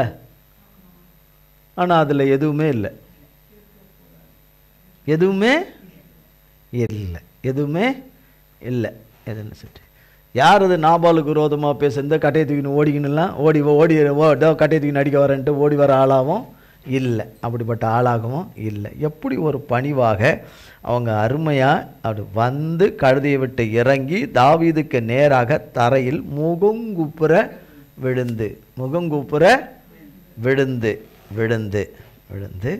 அவங்க பேச ஆரம்பிக்கிறாங்க. ஒவ்வொன்றா பேச ஆரம்பித்துட்டு அவர் பேசும்போது உம்முடைய வாலிபர்கள் அந்த நாபால் இடத்துல பேசும்போது நான் அந்த இடத்துல இல்லைன்றாங்க. அவங்க அந்த இடத்துல அந்த அம்மா இல்லைங்கிறாங்க. 26ஆம் வசனம் பாருங்க. இப்போதும் என் ஆண்டவனே, நீர் இரத்தம் சிந்த வரவும் உம்முடைய கை நீதியை சரிக்கட்டவும் கர்த்தர் உமக்கு இடம் கொடுக்கவில்லை என்பதை கர்த்தருடைய ஜீவனை கொண்டும் உம்முடைய ஜீவனை கொண்டும் சொல்லுகிறேன். இப்போதும் உம்முடைய சத்துருக்களும் என் ஆண்டவனுக்கு விரோதமாக பொல்லாப்பு தேடுகிறவர்களும் நாபாலை போல ஆகக்கடவர்கள். இப்படி நிச்சயமாக நம்ம பேச மாட்டோம். தேவனுடைய பிள்ளைகள் என்று சொல்லிக் கொள்கிற நம்ம நிச்சயமாக பேச மாட்டோம். அவங்க எந்த சபைக்கும் போகலை அந்த காலத்தில். அப்போ இல்லை, எந்த சபைக்கும் போகாதவங்க. ஆனால் ஆண்டவரோடு இருக்கிறவங்க, ஆண்டவரோட ஐக்கியமாக சம்பாஷணையாய் ஆண்டவரோட கூடவே இருக்கிறதுனால ஒரு நல்ல ஒரு அடித்தளத்தில் தேவ குடும்பத்திலிருந்து வளர்ந்து வந்தவங்களாகத்தான் இவங்க பின்னணியும் இருந்திருக்கக்கூடும். இல்லைன்னா இப்படி பேச முடியாது. அதுலேயும் இப்படி ஆணித்தரமாகவும் பேச முடியாது, உறுதியாக ஆணித்தரமாகவும் பேச முடியாது. தாவீதுக்கு முன்பாக ஏன்னா தாவீது குறித்து அந்த காலகட்டத்தில் கர்ப்பத்தில் இருக்கிற பிள்ளை கூட வெளியே வந்து விழுந்துரும். தாவீது வந்திருக்கிறான்ற சத்தத்தை கேட்டால் கர்ப்பத்தில் இருக்கிற பிள்ளை வெளியே வந்துடும்னு அப்படி பயப்படுற ஒரு நேரம், பயப்படுற ஒரு காலகட்டம், பயப்படுற ஒரு கர்த்தரால் உண்டான ஒரு அந்த பயம் காலகட்டங்கள் எல்லாம். இப்பொழுதும் என் ஆண்டவனே, நீர் இரத்தம் சிந்த வரவும் உம்முடைய கை நீதியை சரி கட்டவும் கர்த்தர் உமக்கு இடம் கொடுக்கலன்றாங்க. நம்ம ஸ்ட்ராங்கா எப்படி கர்த்தர் உங்களை நீங்கள் இப்படி செய்யறதுக்கு பண்ணுறதுக்கு கர்த்தர் என்ன பண்ணலை? இடம் கொடுக்கல. சொல்லுவோமா நம்ம? நான் இங்கே நிற்கிறேன், அவனை நல்லா போட்டு அவனை மொத்தத்தையும் காலி பண்ணிட்டு வந்துருங்க, நான் நல்ல வேளை இந்த பக்கம் வந்துட்டேன், நான் இங்கே இருந்துக்கிறேன், நீங்கள் அங்கே போய் போட்டுருங்கன்னு சொல்லியிருப்போம். அவங்க அப்படி சொல்லலை, இடம் கொடுக்கலை என்பதை கர்த்தருடைய ஜீவனை கொண்டும் உம்முடைய ஜீவனை கொண்டும் சொல்லுகிறேன். இப்பொழுதும் உம்முடைய சத்துருக்களுக்கும் என் ஆண்டவனுக்கு விரோதமாக பொல்லாப்பு தேடுகிறவர்களுக்கும் நாபாலை போல ஆக கடவர்கள் என்று சொல்லிட்டு 27ஆம் வசனம்.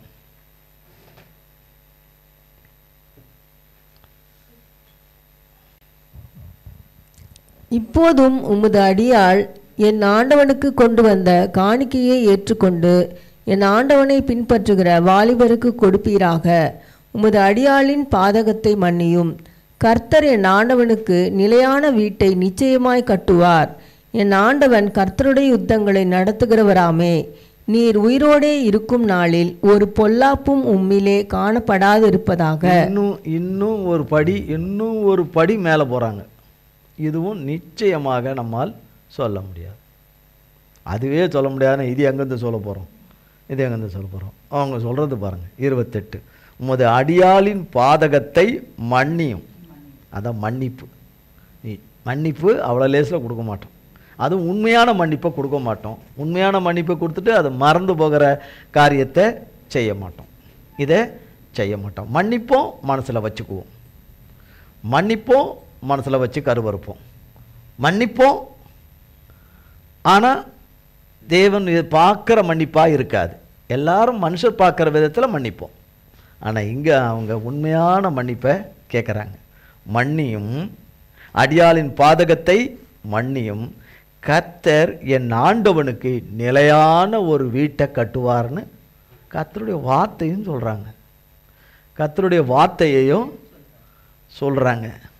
கர்த்தரோடு இருக்கிற தாசனுக்கு கர்த்தருடைய வார்த்தையை சொல்கிறாங்க. நிலையான வீட்டை நிச்சயமாக கட்டுவார். என் ஆண்டவன் கர்த்தருடைய யுத்தத்தை நடத்துகிறவராமே. தாவீது சொந்தமாக ஒரு யுத்தத்தை நடத்துகிறவர் அல்ல. தான் மனதில் தோன்றபடியெல்லாம் ஒரு யுத்தத்தை போய் நடத்துகிறவர் அல்ல. வீம்புகனா போய் ஒரு யுத்தத்தை நடத்துகிறவர் அல்ல. கர்த்தருடைய நோக்கத்தின், சித்தத்தின், திட்டத்தின்படி யுத்தத்தை நடத்துகிறவராமே. நடத்துகிறவராமேன்னா நடத்துகிற கர்த்தர் அவரோடு கூட இருக்கிறாருன்னு சொல்கிறாங்க. அவர் சொல்கிறபடி தான் நீங்கள் நடக்கிறீங்கன்னுன்றாரு. அம்மா சொல்கிறாங்க. அந்த அம்மா சொல்லிட்டு நடத்துகிறவராமே, நீர் உயிரோடு இருக்கும் நாளில் ஒரு பொல்லாப்பும் உம்மிலே காணப்படாதிருப்பதாக. இப்போ அவர் பார்க்குறாரு, என்னடா நம்ம மேலே இவ்வளோ பிரியமா, இவ்வளவு அன்பா, இவ்வளவு அக்கறையாக சொல்லணும்னா அவன் மூலியமாக கர்த்தர் தான் நமக்கு சொல்கிறாரு. கர்த்தர் தான் சொல்கிறாரு என்பதை அறிந்து கடைசியாக ஒரு வசனத்தை மட்டும் வாசித்துட்டு மீதி அடுத்த வாரம் கர்த்தர் கிருபையிலே பார்ப்போம். 29ஆம் வசனம், ஒன்றே ஒரு வசனம் மட்டும். உம்மை துன்பப்படுத்தவும் உம்முடைய பிராணனை வாங்க வகை தேடவும் ஒரு மனுஷன் எழும்பினாலும் என் ஆண்டவனுடைய ஆத்துமா உம்முடைய தேவனாகிய கர்த்தரின் ஆதரவில் இருக்கிற ஜீவனுள்ளோருடைய கட்டிலே கட்டப்பட்டிருக்கும். உம்முடைய சத்துருக்களின் ஆத்துமாக்களோ கவனில் வைத்து எரிந்தாற் போல எரியப்பட்டு போகும். இன்னும் ஒரு படி, அதுக்கும் மேலே ஒரு படி. நம்ம என்ன படின்னு நமக்கு புரியலனாலும் பரவாயில்ல, அதுக்கு மேலே ஒரு உயர்ந்த எண்ணத்தில் அவங்க போகிறாங்க. நிச்சயமாக எந்த காலத்திலும் இப்படி பேசவே மாட்டோம். பேசினால் நலமாக இருக்கும். பாருங்கள், உம்மை துன்பப்படுத்தவும் உம்முடைய பிராணனை வாங்க தேடவும் ஒரு மனுஷன் எழும்பினாலும் என் ஆண்டவனுடைய ஆத்துமா உம்முடைய தேவனாகிய கர்த்தருடைய ஆதரவிலும் அவருடைய கண்ட்ரோல்லையும் அவருடைய கட்டுப்பாட்டுக்குள்ளேயும் அவருடைய ஆளுகைக்குள்ளேயும் அவருடைய பாதுகாக்கிற கிருபைக்குள்ளும் இருக்குன்றாங்க. அவ்வளோ லேஸில் தாவீதை எடை போட்டுடவே கூடாது. அவ்வளோ லேஸில் காரியங்கள் சூழ்நிலைகளை பார்த்துட்டு எடை போட்டுடவே கூடாது. தாவீதை எடை போட்டுடவே கூடாது. மற்றவங்க எல்லாம் அப்படி எடை போட்டாங்க. அபிகாயிலாகிய நானும் அப்படி எடை போடவே இல்லை. நீர் கர்த்தருடைய யுத்தத்தை நடத்துகிறவராமே, கர்த்தருடைய ஆதரவில் தான் நீர் இருக்கிறீர். கர்த்தருடைய ஆதரவிலும் கர்த்தருடைய கண்ட்ரோல்லையும் கர்த்தருடைய பாதுகாப்பின் வளையத்துக்குள்ளும் கர்த்தருடைய கிருபையின் கரத்துக்குள்ள தான் நீர் கட்டப்பட்டிருக்கிறீர். நீர் காக்கப்பட்டு கொண்டு வரீர். கர்த்தர் உம்மை காத்து கொள்ளுகிற தேவன். ஆமீன். வராதா? வரலன்னா பரவாயில்ல, அதை பற்றிலாம் இல்லை, பரவாயில்ல. கர்த்தர் தான் காத்து கொள்ளுகிறார். கர்த்தர் தான் அது எவ்வளோ அழகு. இப்போ இது என்ன மாதிரியான ஒரு சூழ்நிலை, ஒரு சுச்சுவேஷன். அந்த இடத்துல இவங்க புருஷனுக்கு சொல்லாமல் கொள்ளாமல் இவங்க எல்லாத்தையும் இங்கே வந்துட்டாங்க காப்பாற்றணுமே எல்லாரையும். அவனால் நாபால் செத்தாலும் பரவாயில்ல, ஆனால் அவனுக்கு சம்மந்தம் இல்லாத சம்மந்தப்பட்டவங்களும் அவங்க எல்லாரும் செத்துறக்கூடாது. இந்த ஆள் செத்தா பரவாயில்ல, மற்ற யாரும் செத்துறக்கூடாதுன்னு அந்த அம்மா வந்து நிற்கிறாங்க இங்கே. அங்கே அவன் குடியிலேருந்து தெளிஞ்ச பிறகு அவன் முழிச்சேர்ந்துட்டேடா, ஆளை காணலை, கொண்டாடியை காணலை, கூட இருந்த வேலைக்காரனை காணலை, எதுவுமே காணலை, எங்கடா ஏதுடான்னா கலவரம் அதிகமாகும். ஆனாலும் தாவீது கர்த்தரால் கடந்து போனால் அவன் காலி தான். ஆனாலும் அந்த எதுவும் நடந்துராதபடி அப்போ அந்த எப்படி இருக்கும் அந்த நேரம் இல்லையா? இப்போ படப்பட படப்பட படப்பட படப்பட படப்படன்னு என்ன டேப் ரெக்கார்டரை கொஞ்சம் ஸ்பீடாக்கி விட்டு பேச விட்டா எப்படி இருக்குமா? அந்த மாதிரி பேச முடியுமா? பேச முடியுமா? இந்த சம்பாஷணை எல்லாம் நடந்துக்கிட்டு இருக்குது. இந்த சம்பாஷணை நடந்துட்டு இருக்குது. அவளோட வந்த வேலைக்காரங்களுக்கெல்லாம் எப்படி இருக்கும்? திக்கு திக்குன்னு. இப்போ அதெல்லாம் தெரியாதுமா நீ பேசுறதெல்லாம். அதான் வேலைக்கு தள்ளு, நீ கத்தர் உன்னை இப்படி காத்துக்கு வரான், கத்தர் உன்னை இது பொண்ணு வராங்க, அது இதெல்லாம் இந்த கதைலாம் எனக்கு தேவையில்லை போ அப்படி தள்ளிட்டு இல்லையா? உன்னையும் சரி இப்போ வந்தானுங்களே அவனுங்களையும் சரி போட்டுறேன்னு போடலாம் இல்லை? என்ன எந்த எந்த நேரத்தில் தாவீதுக்கு கோபம் கிளம்புமோ பட்டையை கலப்புவோனோ தெரில அப்படின்னு பயந்துக்கிட்டு இருந்திருப்பாங்களா? இருந்திருக்க மாட்டாங்களா? அந்த அம்மா எந்த தைரியத்தில் அங்கே வந்திருப்பாங்க? இங்கே சாப்பாடாக வண்டியை அவசரமாக கழுத மேலே ஏற்றிட்டு இருக்கிற கழுத குட்டிக்காரணம் போட்டுச்சுன்னு வச்சுங்க, அப்படி கவுந்துருச்சுன்னு வச்சுங்க, கழுத மலையில் கொண்டு வந்த கறியெல்லாம் எல்லாம் ஓடும். மழை என்ன மலையிலேருந்து இறங்கி வர்றாங்கன்னு அர்த்தம். இப்போ ஏறுறதே கஷ்டம், இறங்கி வர்றது எவ்வளவுன்னு தெரியும். வழுக்கணும்னா அடுத்த செகண்டே மலைக்கு கீழே இருப்போம். ஆனால் உயிரோடு இருப்போமா தெரியாது, அடுத்த செகண்டே கீழே இருப்போம். மலை ஏறும்போது அடுத்த செகண்டே மலை மேலே இருப்போம். ஆமீன் இல்லை தெரியும்ல இல்லையா? தெரியும். அப்போ கழுதியை இறக்கின்னு வரணும்னா அவசரமாகவும் போகணும், சீக்கிரமாகவும் போகணும், ஆனால் கவனமாகவும் போகணும் இல்லையா? கழுதியை குத்திக்கிட்டே கழுதியை சீக்கிரம்னா அதுக்கு யாரடி முருண்டு உள்ள எல்லாம் நான் கொண்டு வந்ததெல்லாம் நஷ்டமாகாதபடி தேவன் இவ்வளோ தூரம் நடத்திட்டு வந்து பத்திரமா தாவீது அவங்கள எதிரில் சந்திக்கும்படி செய்து இவ்வளோ தூரம் நடத்திட்டார்ல. அந்த அம்மா சொல்கிறாங்க பாருங்க, ஆதரவில் இருக்கும் ஜீவனுள்ளோர் கட்டிலே கட்டப்பட்டிருக்கும் உம்முடைய சத்துருக்களின் ஆத்துமாக்களோ, அந்த உம்முடைய சத்துருக்களுடைய ஆத்மா கவன் கண்ணில். அப்படின்னா என்ன சம்பவத்தை இவங்க சொல்கிறாங்கன்னா, கோலியாத்து சம்பவத்தை சொல்கிறாங்க. என்ன சம்பவம்? கோலியாத்து சம்பவத்தை சொல்கிறாங்க. அதில் தாவீது கோலியாத்தை கர்த்தருடைய நாமத்தினால வீழ்த்தினதை சொல்கிறாங்க, வெற்றி பெற்றதை சொல்கிறாங்க. சவுல் கொன்றது 1000, தாவீது கொன்றது 10000 என்று பெண்கள் பாடின பாட்டில் இவங்களும் பாடியிருப்பாங்க. யாரு? இந்த அம்மா இவங்க பாடியிருப்பாங்க. அப்போ அவங்களுக்கு திருமணமாச்சா அந்த டைமில் எனக்கு தெரியாது, ஆனால் பாடியிருக்கிறது. அந்த சம்பவங்களை எல்லாம் நல்லா தெரிஞ்சதுனால அவ்வளோ பெரிய வெற்றியை கர்த்தர் கொடுத்த ஜெயத்தை அவங்க அறிஞ்சிருக்கிறதுனால ருசித்திருக்கிறதுனால சொல்கிறாங்க, இவ்வளோ பெரிய ஜெயத்தை கொடுத்தாரே கர்த்தர், இஸ்ரவேல் ஜனங்களை மீட்டெடுத்தார், சவுல் ராஜ்யத்தை மீட்டெடுத்தார், அவனை சேர்ந்தவங்களை எல்லாம் காப்பாற்றினார் தாவீதின் மூலமாக. இவ்வளோ பெரிய ரட்சிப்பை தாவீதின் மூலமாக கர்த்தர் கட்டளையிட்டு சாத்தானுங்களுக்கும் சாத்தான் மனுஷருக்கு அடிமையாய், கோலியாத்துகளுக்கு அடிமையாய், பெலிஸ்தர்களுக்கு அடிமையாய் போயிடாதபடி கர்த்தர் இந்த தாவீதின் மூலம்தானே இந்த யுத்தத்தை நடப்பித்து கர்த்தர் இந்த யுத்தத்தில் ஜெயத்தை தாவீதுக்கு கொடுத்தார். அதை சொல்கிறாங்க, மென்ஷன் பண்ணி அப்போ எவ்வளவு தூரம் நாட்டு நடப்பையும் கர்த்தர் செய்த செய்கைகளையும் காரியங்களையும் தாவீதுக்கு உண்டானதை நம்ம அறிஞ்சு வச்சிருப்பாங்க. நம்ம அறிஞ்சு வச்சுக்கல, ஆனால் அவங்க அறிஞ்சு வச்சுருந்தாங்க. அதனால் காத்துக்கணும் தாவீது அவர்களே, காத்துக்கொள்ளணும். நீங்கள் ரத்தம் சிந்திரக்கூடாது, ரத்தம் சிந்திரக்கூடாது. இவர்கள் யாரும் பலியாயிடக்கூடாது. உங்கள் கையினால் அது என்ன ஆயிடக்கூடாது, இந்த பாதகம் நடந்திருக்கும். அந்த பாதகர்களுக்கு கர்த்தர் என்ன செய்யணுமோ அதையெல்லாம் செய்வார் என்று. மீதியே கர்த்தருடைய கிருபையினால் அடுத்த வாரம் தொடரும். இவ்வளோ தூரம் கர்த்தர் நம்மோடு கூட பேசுகிறார். தேவன்தான் நம்மோடு கூட பேசினார் என்று எண்ணினீர்களானால் நமக்கு நலம் உண்டாகும், நன்மை உண்டாகும், கிருபை உண்டாகும்.